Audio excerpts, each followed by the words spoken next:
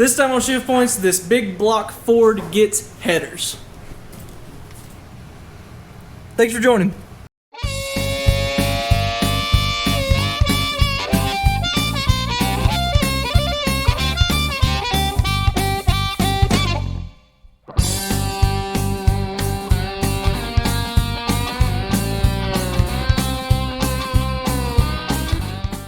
Alright, I know I left you guys on a little bit of a cliffhanger last week, but I'm glad you tuned back in today if you did see that last week, so thanks for joining us. We put the headers on, or we got the headers out of the box and tried to get them put on, and basically there's just like 1,000 things in the way no matter where you go. If you try and come up from the bottom, if you try and come down from the top, all this different stuff. So what we decided was, basically the same day that I'd put the nut back on the motor mount, we decided that we need to jack the motor up. I think if we jack the motor up on this side, we can jack it up, bring the headers in from this side over here, then we'll lower it. I think they're going to clear everything once they get in place. It's just trying to get it all in place. It's going to clear the steering box. It appears like it's going to clear the Z-bar back there for the clutch and everything. So I think everything will clear once they get in place. It's just trying to get them in place. So I think we can jack this side up, bring them in from this side, and they should just bolt right on. Then we'll lower this side and do the same thing over here. Jack this side up, and probably instead of bringing them in from the front, we'll bring them in back here from the back. And they should just slide right in place. And I think it's going to clear the starter fine. It's going to clear all this over here fine. So instead of making you guys wait for all that, I wanted to just go ahead and bring it on to this week so that we can just keep plugging away at this thing. So I think that's what I'm going to do. I've already got the nut off the motor mount again. We'll jack that one side up because I think the driver's side is probably the one that's going to have the most potential to hit something. Do that side first, make sure it fits good. And that'll be a really big deal to have these headers on this. You guys remember the exhaust manifolds that were terrible. It's going to help the performance of the engine a ton. These are already coated. They look really nice. If they seal up and do like they're supposed to, they're going to be perfect for what we're trying to do with this car. So I'm going to go ahead and get the jack over here and start jacking that engine up.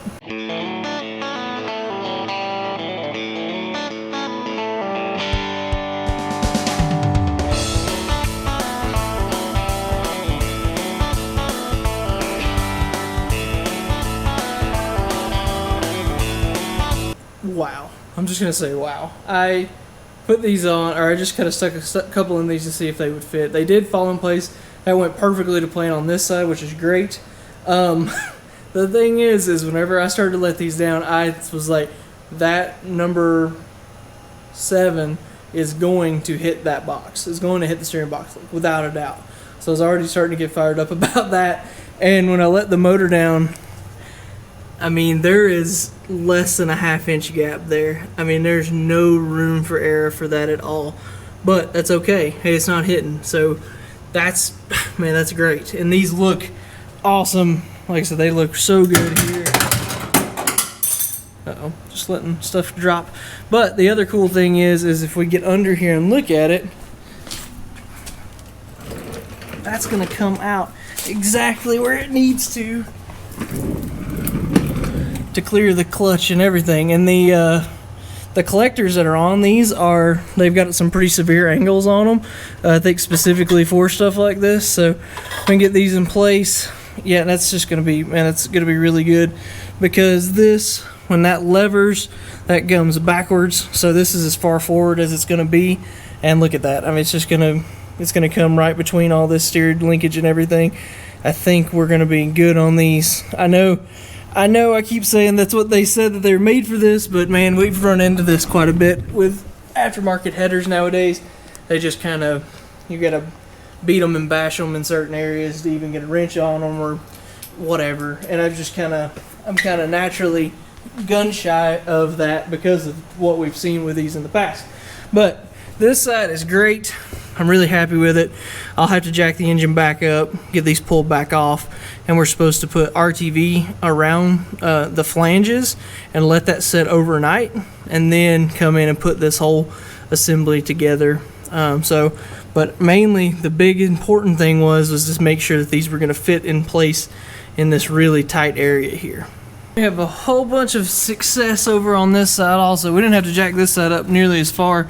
Dropped the bottom, the collector side down, and just kind of rotated them in place. Got 2 bolts in it. Got it held up, and you can see we got clearance on all this on the alternator heat shield and the motor mounts and all that stuff, and it dumps it out back here behind the starter. I think that's gonna just work perfectly.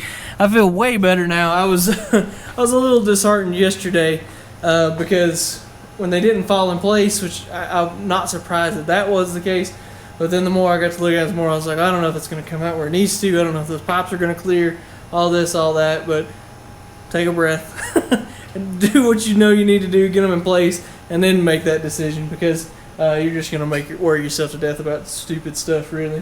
But very happy, very successful little deal, making sure that these fit like they're supposed to.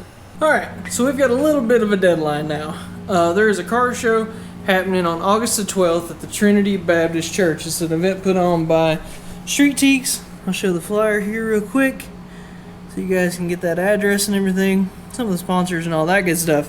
This is hosted by Street Teaks. It's up there. It's their big annual show that they do. Last night we registered the Galaxie for me to take. Dad registered the red truck, the 55 truck, and I registered the Galaxie. So we got to get on it.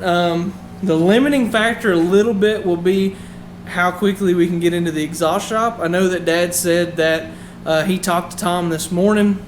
He's got a couple of openings, one of them being next Tuesday. So hopefully we can get everything going and ready on this thing so that we can have it up there Tuesday.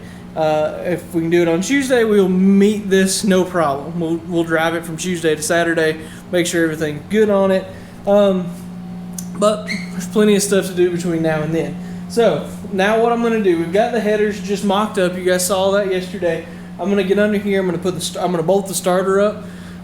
You guys remember that starter's got that infra clock, can rotate it 360 degrees, but there's really looks to be only one location really that it's going to work for this. So I'm going to get under there, get that put up in place, then I can bring it back out, the plate, the bracket and everything, and get that tightened up, get that put where it needs to be, lock it in place where it's supposed to stay, and get that bolted up. The reason I'm doing that is because we've got to get some battery cables for this thing.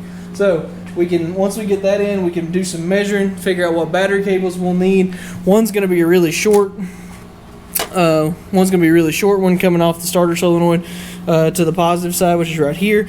So that'll be a really short one. Then we'll have to have a negative wire that runs down to the starter, because you guys know we always ground our stuff to the starter bolts so that it's grounded to the engine block. That's really important. Comes from Ron Francis. They want that for everything to be grounded really well. So that's what we always do. So we'll have to measure from here and down. I feel like I'm missing one. There's definitely another one. Oh, positive side. Duh. I've got to have. We've got to have this. We've got to have this coming off the starter solenoid, going down to the starter for the positive side of that. So we have to have 3 different battery cables, and so that's important. We got to make sure that they've got them. We'll go with those USA made Napa store ones that we've used on Eddie's truck. That'll be really nice. So I'm gonna get on here right now, get this starter bolted up, do some measuring. We've got to go to the Napa store. We've got to get battery cables. We need rear end grease. We need antifreeze. We need something else. Probably need some motor oil if we can get it. Might not get that at the Napa store. Probably get that somewhere else. There's plenty of fluids and stuff that we need to get. Plenty of parts that we need to get up there. So let's get this done, and then that'll let us kind of open that door up so we can get that started too.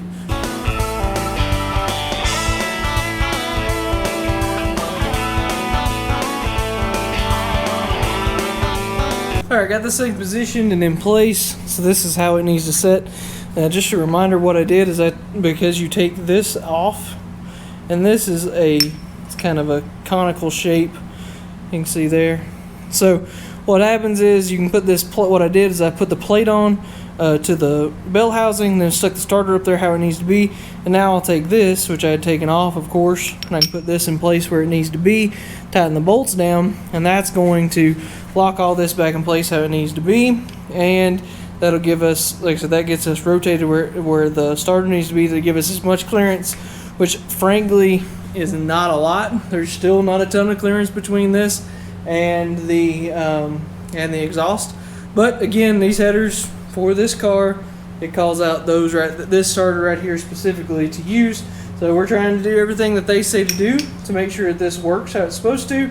I think it'll be okay, but it's definitely right there with it. So I'm gonna get this locked down in place, and then I can go ahead and get this thing bolted up.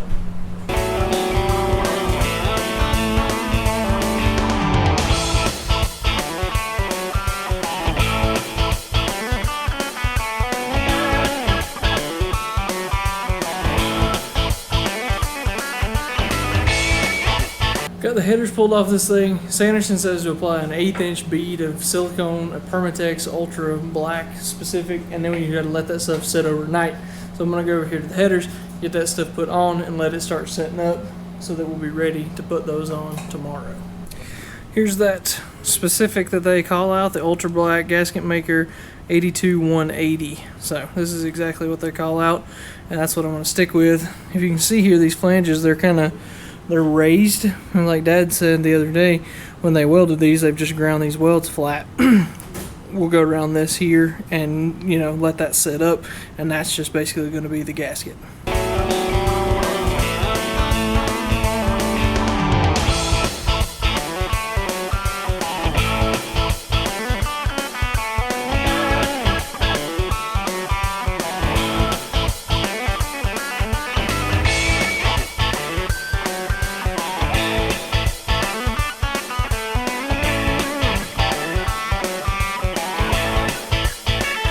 That's gonna work good. Let that stuff dry and set up and get these things put back on.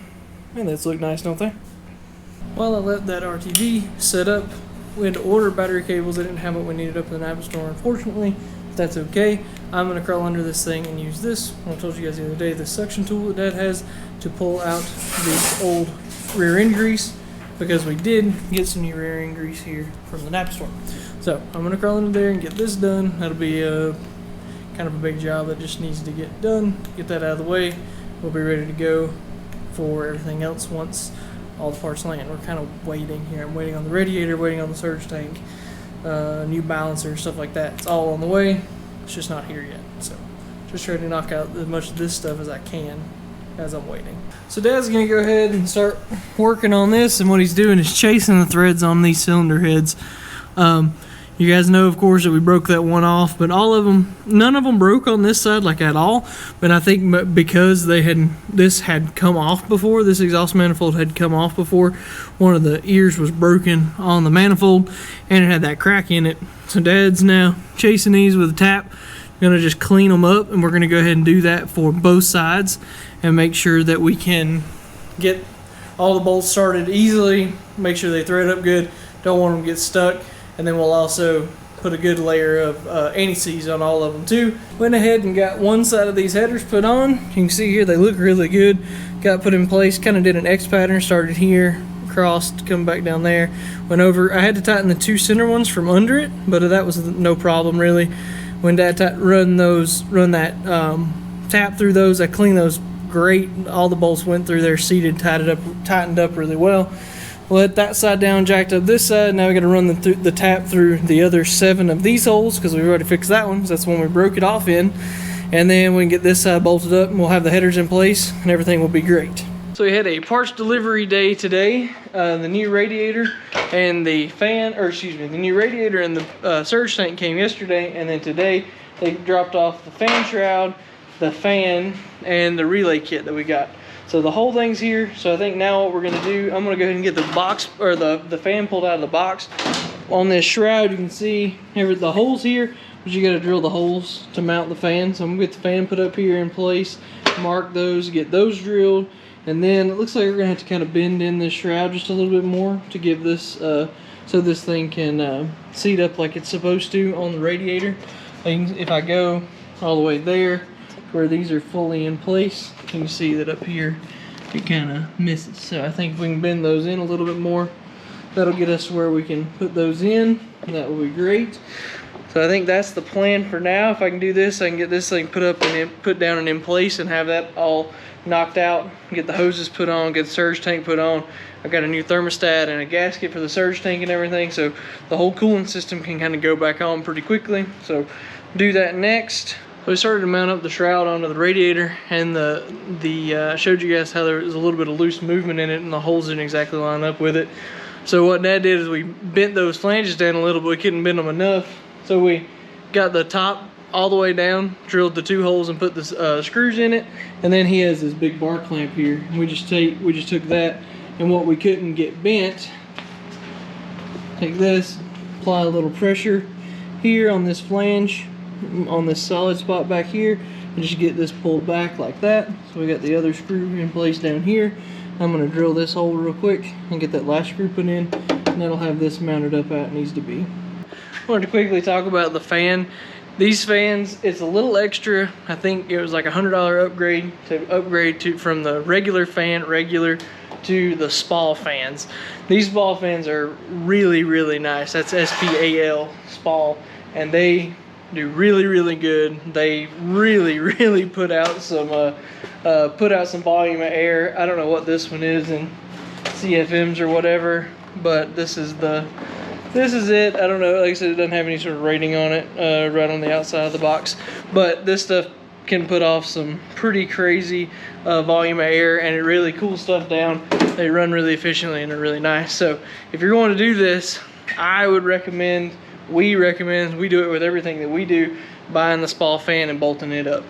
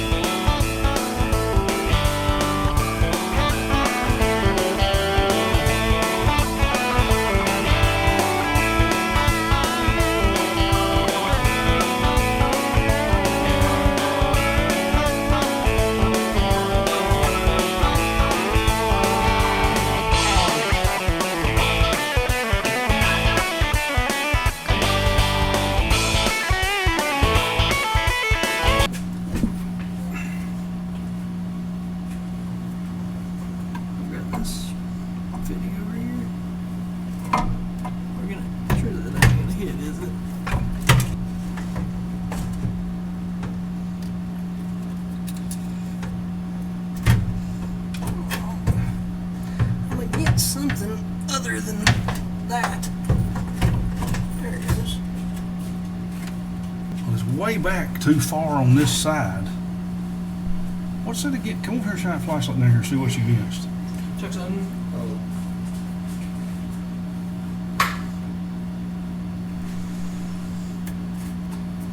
So you guys saw us working on that radiator yesterday, and it's hitting. The fan hits the water pump.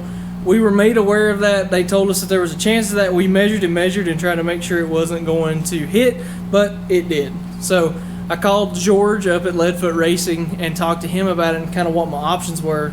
He said I could send that one back and then put a low profile fan on it, but the extra inch or so that we would gain would be coming directly out of the motor, which means there's going to be a lot lower CFM on that low profile fan than the one I have, and that it would actually be better to run this fan with no shroud than it would be to run the low profile fan with the fan shroud. So Dad's looking at it, and we've looked at it already, and we think that here in this upper radiator mount there, that Dad can build a new one that'll pull this back and get that radiator standing up a little higher, straight up and down, and it'll keep it from hitting the water pump.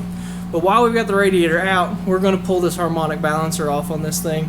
The balancer of this is kind of a pulley balancer built in together, and got to looking at it the other day, and the rubber on it's kind of cracked and everything, and it's just not the best design in general. So I found a balancer that had this, had the right design, that was the balancer and pulley kind of separate of each other, and so that is going to be way better to run on the front of this engine, and it'll keep from any sort of goofiness from happening. But to go with that, Dad has a pretty funny story about our cousin Major, and anybody that's watching this that's from the Asheville area knows who Major Freeman is and will probably get a kick out of this, because I think it is, and it's a kind of a driver for the other reason for pulling this harmonic balancer off this thing and swapping it with a different one. All right, Dad, tell them about it. Well, I learned a lesson. We've been working on this thing, and it's brought back a lot of memories. I had when I was graduating high school, ended up with my mom and dad bought me a 76 Ford truck. I think they did it on purpose.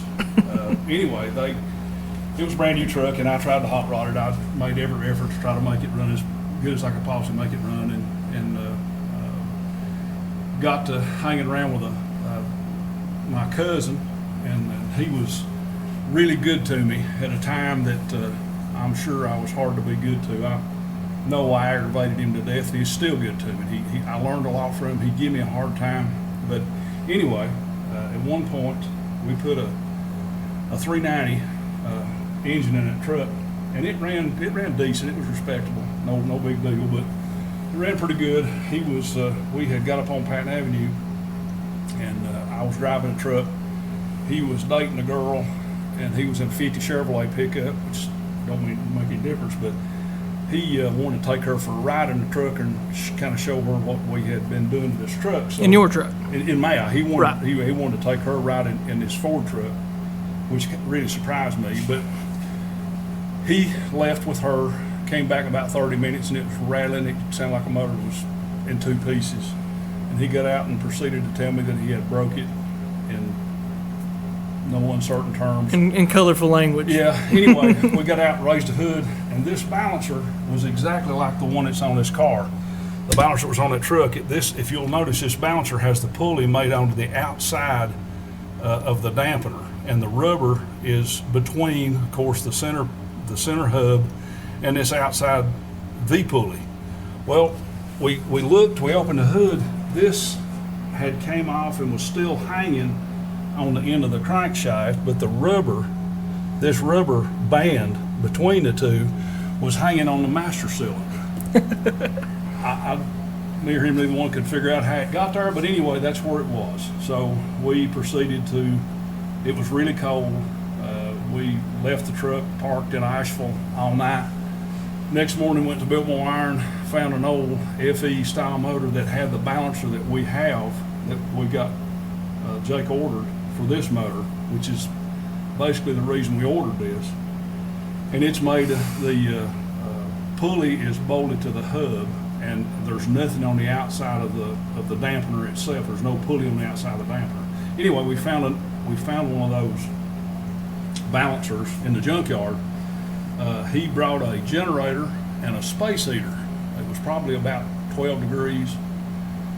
He hooked the generator up. He hooked the space heater to the generator. We got under the front of the truck in Denny's parking lot on Patton Avenue, jacked the truck up, pulled the dampener, the original dampener off what was left of it, put the one on that we got at Biltmore Iron, and got out of there. So memories like that's what's been coming back to me working on this thing. So anyway, he's like I say, it's kind of an interesting time. Good story. All right, so now we got the story out. We're gonna go ahead and start pulling this thing off. Dad said that it was just in the first couple cranks here, it was already starting to come off. So a lot like the axles, they didn't take as much effort to get out. I really think this thing sitting inside for as much as it did completely saved this car, and really is helping us along as we go along with it.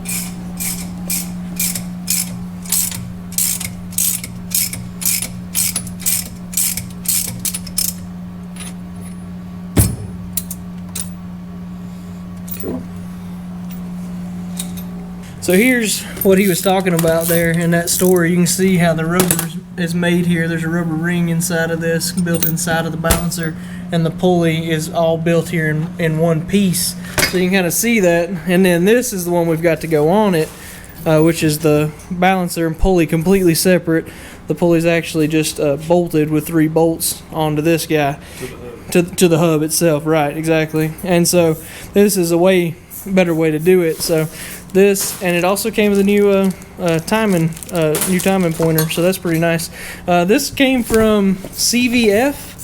I think it was CVF was the name of the place. Yeah, CVF.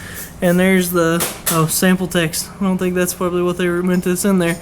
But there's the part number for CVF if you're looking for a balancer that's supposed to fit right on this engine. So let's take it over and find out.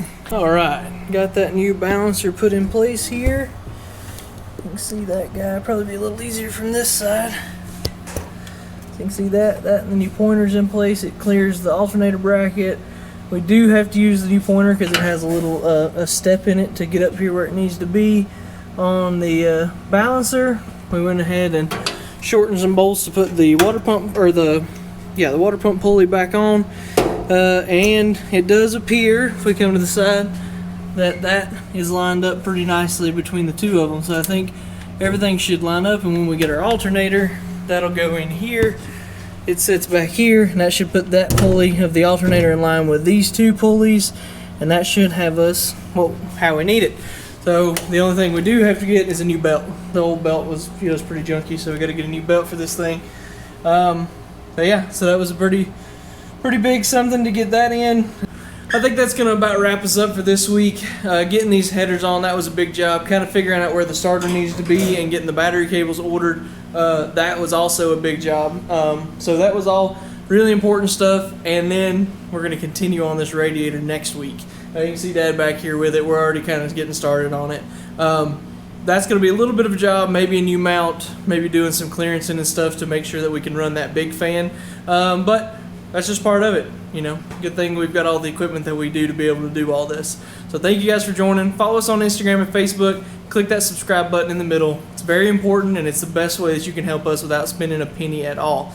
But again, if you do want to spend some money, go check out that affiliate link that we have on our social media for Southwest Performance Parts. Those are some really good parts, and there's some really good people to work with, and we've been very fortunate to work with them. So go check it out. It'll help us out, and it'll help you out by getting you some good parts in your garage. So we'll see you guys next week. Thanks for joining.